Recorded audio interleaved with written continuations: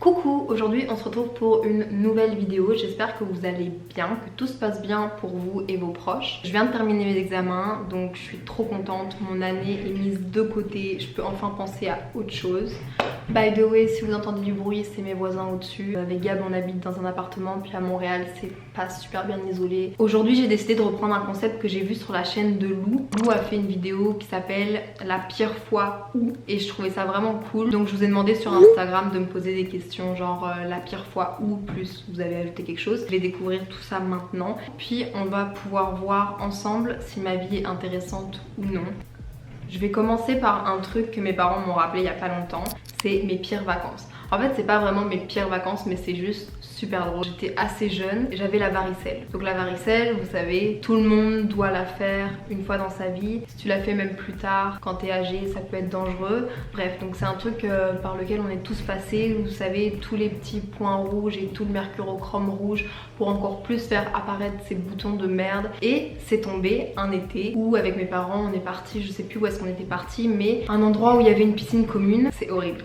Dès que j'entrais dans l'eau, ben évidemment tout le monde sortait de la piscine, donc en fait je privatisais la piscine pour mes parents.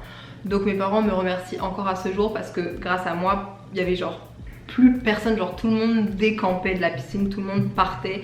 Sérieusement, genre ça c'était vraiment drôle. Et je me souviens même que je m'étais fait des amis, leurs parents voulaient pas que leurs enfants traînent avec moi parce que j'avais la varicelle. Mais bon, on s'entend que tout le monde doit faire la varicelle à un moment donné ou à un autre. Il y avait genre une mère, je me souviens, qui avait dit genre ben de toute façon ma fille doit faire la varicelle, donc autant qu'elle la fasse le plus tôt possible. Donc écoutez, voilà. Sinon, il y a d'autres pires vacances, ça c'était plus tard. Je pense que je devais avoir 11-12 ans.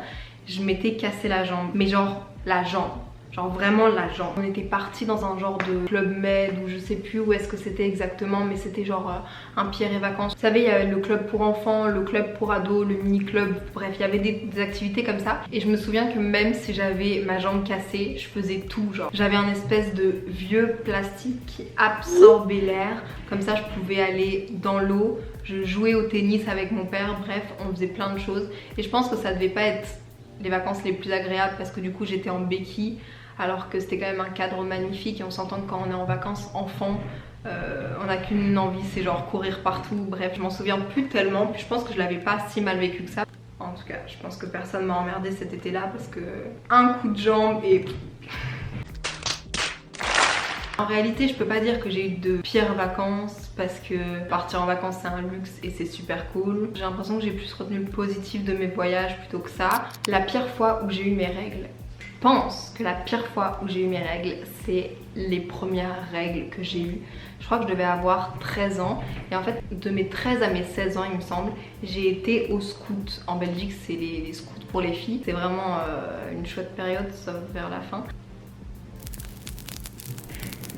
Au mois de juillet, on a tout le temps un camp scout et en gros c'est sur une énorme plaine, on dort sous tente, on construit des pilotis avec du bois, on construit aussi nos toilettes extérieures. Et en fait il s'avère que la veille de mon premier camp scout, j'ai eu mes règles. Non, le matin même de mon premier camp scout, j'ai eu mes règles. Panique un peu parce que j'avais pas prévu déjà d'avoir mes règles. De 1, je pense que personne.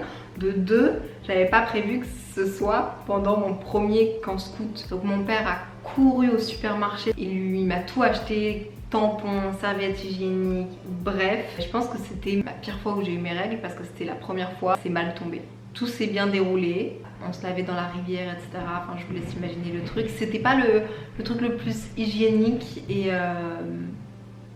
ouais, je vais arrêter de donner des détails, je pense que vous avez compris.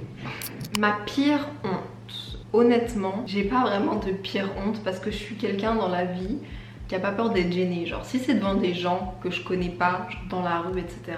Et genre c'est moi qui gêne mes amis. Tellement genre parfois je fais des trucs qui ont aucun sens. J'ai beaucoup de second degré envers moi-même, donc voilà. Sinon une honte. Oh, si, je sais. Oh my god. Je pense que ma pire honte, j'en ai pas vraiment parlé à beaucoup de personnes. Faut savoir que je suis quelqu'un de très chatouilleuse, mais je déteste les chatouilles. C'est-à-dire que quand on me chatouille, soit je me mets en colère, soit je pleure, bref. Et en fait, je pense que j'ai eu un traumatisme. Ça date il y a vraiment longtemps, mais avec mon ex-copain, un soir, on se chatouillait. C'était haha drôle. Parce que moi, je n'arrive pas à... Bref, j'arrive pas à contenir. Malheureusement, en allant dans la direction des toilettes, je suis tombée et je me suis pissée dessus. J'étais même pas chez moi en fait, c'était chez lui. Je donne trop de détails encore une fois, mais bref, ça c'était vraiment une vraie honte. On aurait dit que c'était un chien qui avait pissé à terre, quoi. Bref, après j'avais nettoyé, etc. en espérant que ses parents ne s'en aperçoivent pas. Ensuite, c'est drôle, il y a Iona qui vient de sortir son premier single, J'ai du mal.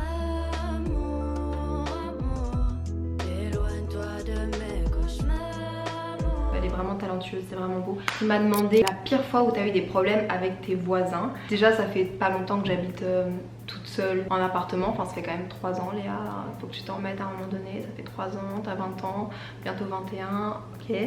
J'ai des voisines en dessous. J'espère qu'elles ne verront jamais cette vidéo et qu'elles n'entendront pas ce que je suis en train de dire. Elles font pas de bruit, mais par exemple, quand elles cuisinent, je sais pas par où, mais toute l'odeur de friture, de poisson, d'huile remonte chez nous, c'est désagréable, mais ça on peut rien y faire, on a décidé d'être ici, donc on dit rien. Il y a quelques mois, une amie était venue ici pour étudier parce qu'on avait un examen ensemble le lendemain, donc on étudiait, etc.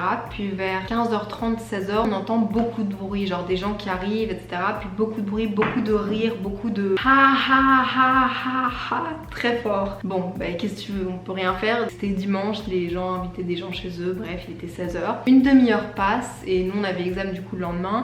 On n'arrive toujours pas à plus se concentrer parce qu'on entendait toutes leurs conversations et tout leur rire et c'était vraiment des rires très forts. J'étais avec mon chignon, un jogging, avec un long t-shirt et je me dis bon bah je vais aller frapper chez eux, leur demander si elles peuvent pas un peu baisser le son en leur expliquant. Et voilà, mais j'ai été genre vraiment toute mignonne en mode...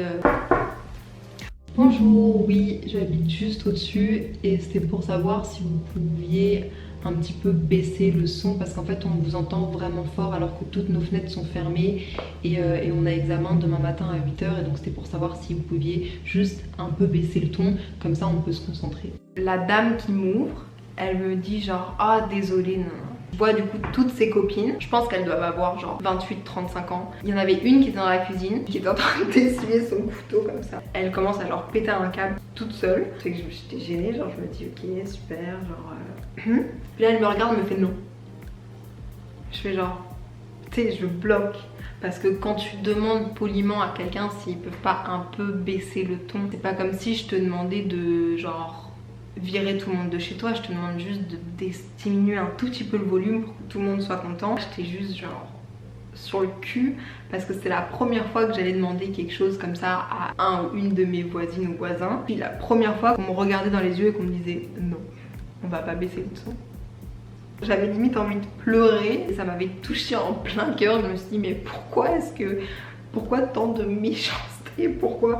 Ça c'était un peu le plus gros problème qu'on a eu avec nos voisins, c'est pas un truc de ouf. Là maintenant je vais vous parler de la pire fois où je me suis pris une cuite, où j'ai été alcoolisée. Premièrement, l'alcool est à consommer avec modération. Faites attention avec les mélanges, je vais pas vous faire un plan détaillé mais faites attention avec ça. Je suis pas quelqu'un qui consomme de l'alcool très régulièrement, qui boit quand il n'y a pas d'occasion. En fait je bois souvent avec mes amis, genre en famille je vais pas boire, bref. Petit aparté, mon profil c'est genre je vais boire un peu mais pas trop parce que j'aime bien quand je rentre chez moi ne plus être saoule du tout pour pouvoir bien dormir et bien me réveiller le lendemain. Il me semble que c'était à Igloo Fest. Donc Igloo Fest, si vous savez pas, c'est un genre de festival qui se passe sur plusieurs week-ends à Montréal et c'est sous la neige, dans le froid, donc on a tous nos combinaisons ou des déguisements ou quoi, on boit et après on y va. Donc ça commence vers 18-20h puis ça se termine vers minuit, 1h du matin. Ce jour-là, on avait bu avant, on avait bu là-bas. Et il y avait des amis qui avaient réussi à faire passer des bouteilles avec un peu d'alcool dedans, ce qui n'est absolument pas un bon exemple, mais très économe. Il s'avère que j'ai bu dans une de ces bouteilles et j'ai regardé Gabriel. Gabriel était en train de s'allumer une cigarette et je l'ai regardé. Et là, ma vision est devenue floue. J'ai eu l'impression d'avoir eu quelque chose dans mon verre ou j'en sais rien, mais je tenais plus debout. Désolée papa et maman, je tenais plus debout. Enfin si, je savais marcher, je comprenais tout ce qui se passait, je savais où j'étais, etc. Mais je parlais au vigile et je lui ai dit genre je pense que quelqu'un a mis quelque chose dans mon verre. Et du coup il a voulu genre me prendre pour me secourir. Mais Gab était genre non mais il n'y a rien eu, je la surveillais, c'est pas de souci. Puis je sais pas, je pense que j'ai juste trop bu, plus le froid, plus j'en sais rien. En tout cas, c'était pas la meilleure des soirées. Donc on est sorti du festival directement alors qu'il était pas tard, hein. Je pense qu'il devait être genre 22h30, même avant peut-être. On est sorti et je voulais absolument commander un Uber. J'essayais mais ça ne fonctionnait pas parce qu'en fait il y avait une espèce de tempête de neige. Donc tous les Uber étaient bloqués et mon téléphone buguait à cause de la neige, donc j'arrivais à rien faire. La Gab a dit bah, c'est pas grave, on va rentrer en métro, sauf que le métro est à 10-12 minutes à pied max, mais c'était vraiment une épreuve. Et une fois dans le métro en fait j'étais sûre que si je m'endormais j'allais mourir. Okay, c'est horrible à dire, je le raconte avec beaucoup de légèreté mais c'est vraiment pas drôle, c'est vraiment pas à reproduire. Déjà faites attention, mais alors quand vous sortez en soirée faites encore plus attention à vos verres, à vos amis, à comment est-ce qu'ils rentrent pendant tout le trajet. On a dû sortir 2-3 fois du métro, genre à l'extérieur, parce que j'avais envie de vomir. Alors que je suis quelqu'un aussi, il faut le dire, je ne vomis jamais. Ouais, je suis pas une grande consommatrice, mais là ce soir-là, je sais pas ce qui s'est passé. Fatigue, froid, alcool. La pire fois où j'ai dormi quelque part, je pense que c'est plutôt la pire fois où je n'ai pas dormi. Non, j'ai une histoire de malade. Petit disclaimer, j'étais jeune, inconsciente, mais tout est bien qui finit bien et heureusement j'avais des bonnes personnes sur qui compter. Je vais pas dire l'année pour pas encore plus inquiéter mes parents. Je suis partie à Paris et j'avais eu une soirée la veille et le lendemain on pensait qu'on allait retourner à cette soirée. En fait c'était une soirée chez Dimitris. Donc Dimitris, si un jour tu passes sur cette vidéo, tu te rendras compte de l'histoire qu'on a vécue. On pensait aller à une soirée, puis finalement Dimitris avait dit non, vous pouvez pas venir pour X ou X raisons, X ou X personnes, je sais plus honnêtement. Et là je dis à mon amie, bah c'est pas grave, on va rentrer chez toi. Puis là elle me dit non, impossible, j'ai dit à ma mère qu'on dormait pas chez moi, du coup on peut pas dormir chez moi. Moi j'étais genre ouais mais attends. Parce que faut quand même qu'on rentre chez toi, parce que là on va pas aller à la soirée, on va pas errer dans Paris, on va pas errer dans le 9-4 ou dans le 9-3, je sais plus où est-ce qu'on était. Il va falloir qu'on rentre à un moment donné quelque part. Mon ami me disait non, on peut vraiment pas rentrer chez moi, on peut vraiment pas rentrer chez moi. Et moi je sais plus quel âge j'avais, mais c'était un peu la panique. Et je commence à appeler plein de gens. Vous savez quand c'est le moment où genre vous appelez des gens puis vous allez voir si vous pouvez vraiment compter sur eux ou pas. J'appelle, ça répond pas, ça répond, je peux pas, genre l'angoisse. La semaine d'avant ou 2 semaines avant, j'avais été à Paris et j'avais dormi avec une amie chez un garçon qui s'appelait Paul, qui était en droit à l'époque, avec qui genre on s'était super bien entendu. Et on avait dormi dans l'appartement de sa grand-mère. Sa grand-mère n'était pas là évidemment. Je l'appelle en dernier recours, mais je pense qu'il était 22h30, 23h ou peut-être plus tard. Et j'avais vraiment peur de pas savoir quoi faire, donc je l'appelle. Je raconte ça comme si c'était genre super easy, super normal, mais j'ai vraiment eu du mal à passer tous ces coups de fil parce que genre vous demandez quand même à quelqu'un de t'héberger, ce qui est quand même bizarre. T'es quand même censé être sous responsabilité, enfin c'était trop bizarre. Après j'appelle, je lui demande, il me fait attends je vais voir ce que je peux faire, je vais voir si ma grand-mère est là ou pas et je te tiens au courant. Il me rappelle 10 minutes après, il me dit pas de soucis, j'arrive, je pars de chez moi puis moi je vais dormir là aussi, je vous laisse la chambre de ma grand-mère, vous pouvez dormir là. Je pense que c'était une des soirées où j'ai eu le plus peur et où je me suis vraiment remise en question en mode ok Léa, j'étais à 2 doigts d'être à la rue à Paris alors que si vous savez très bien j'habite à Bruxelles et je venais juste voir des amis. C'est une anecdote très drôle dont je me souviendrai toute ma vie. Puis Paul ça a été un amour, il nous a vraiment sauvés et heureusement qu'il était là. Une des personnes qui était chez Dimitris qui en avait trop marre de cette soirée parce qu'il voulait absolument dormir. En plus je pense que vous savez qui c'est en ce moment. Il était venu dormir avec nous chez ce fameux garçon, donc encore plus gênant parce que moi qui déteste déranger les gens et être là en trop, Paul avait accepté cette personne en plus, donc bref, trop un amour. Mais je pense que c'était une soirée assez traumatisante et je m'en souviendrai toute ma vie. By the way, je porte un pull Girl Crush, c'est vraiment cool, c'est des amis pour leur marque ici à Montréal. Je vous mettrai leur Instagram en bas. La pire fois où j'ai renversé mon café, j'adore le café au lait, le café latte, le café glacé, bref. Je me rappelle pas avoir renversé mon café. Honnêtement je suis quelqu'un genre je fais attention à tout, je suis tout le temps comme ça pour que les gens échappent pas à leur truc et je suis genre vraiment bref je fais vraiment attention. Par contre j'ai déjà renversé de la glace sur mon ordi et ça m'a valu très cher. J'étais dans mon lit à Montréal, en fait j'arrivais pas à étudier. Qu'est-ce que je me suis dit, si j'allais aller m'acheter de la glace. Donc j'ai été m'acheter ma meilleure glace qui était, je sais pas si vous connaissez mais c'est la meilleure, c'est la Häagen-Dazs avec les morceaux de peanut butter dedans. Trop bon. Je commence à la manger mais dans le pot, hein. Le pot est grand. De toute façon j'allais la terminer. J'ai commencé le pot, j'allais la terminer. Je la pose, je me dis j'arrive pas à étudier. Si je fais un petit montage vidéo, j'avais passé je sais pas, en tout je pense que ça faisait 24 heures que j'étais sur cette vidéo. j'ai le seum rien qu'en y pensant. Et là d'un côté j'entends un... Je me dis, qu'est-ce qui se passe? C'est bizarre. Et là j'appuie un peu pour me redresser et là je sens de la glace partout sur moi. Ça avait pris à l'arrière de mon ordinateur dans le ventilateur. Sachant que c'était un MacBook qui était un ancien Mac à ma maman. C'était un Mac qui était très puissant, très cher et très bon. J'étais trop contente de l'avoir parce qu'à Montréal, quand t'es à l'université, il vaut mieux que t'aies un ordinateur, ma belle. Ordinateur foutu, je panique. À quelques semaines de mes examens, plus d'ordinateur. Un gars au téléphone, je me souviens très gentil, qui m'avait dit je prends rendez-vous pour toi, il m'avait donné l'adresse, le rendez-vous, tout avait été nickel.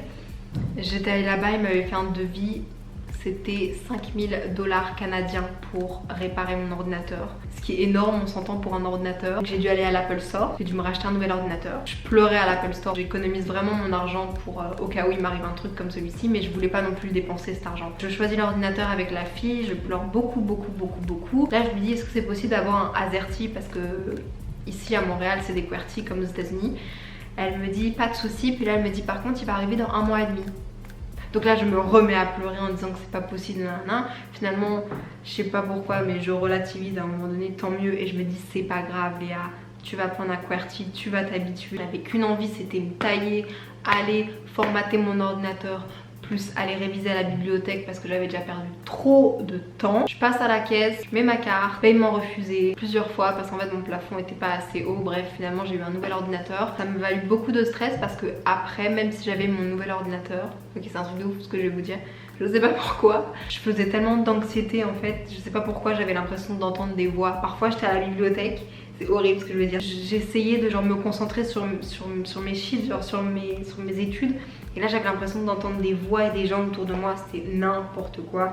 Bref, ça m'a valu beaucoup d'anxiété. Finalement j'ai réussi mes examens, j'avais mon ordinateur, c'est toujours celui que j'ai actuellement. Tout est bien qui finit bien. Et je pense que c'était du coup la dernière pire fois que je vous ai raconté dans cette vidéo. Je fais confiance pour pas le dire à trop de monde. Si ça vous a plu, je vous invite à me rejoindre sur mon Instagram, à vous abonner. Moi je vous retrouve très vite pour une prochaine vidéo. Bisous, commentez, likez, envoyez de l'amour et c'est tout.